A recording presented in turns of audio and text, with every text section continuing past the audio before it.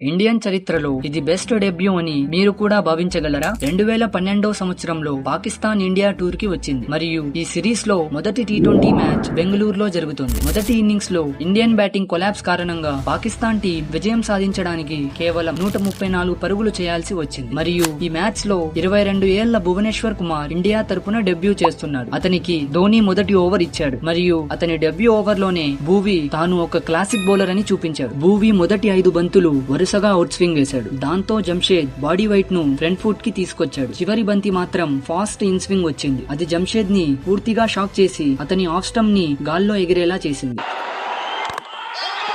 జంషేద్ తర్వాత భూవీ తన ఇన్స్వింగ్ తో షెహజాద్ ని ట్రాప్ చేసి ధోని చేత క్యాచ్అవుట్ చేశాడు. ఆ తర్వాత ఉమర్ అక్మల్ కి కూడా 3 అవుట్ స్వింగ్ల తర్వాత 4వ ఇన్స్వింగ్ వేసి అతన్ని పూర్తిగా షాక్ చేసి అతని మిడిల్ స్టంప్ ని గాల్లో ఎగిరేలా చేశాడు. భూవీ 4 ఓవర్లలో 9 పరుగులు మాత్రమే ఇచ్చి 3 వికెట్లు పడగొట్టాడు.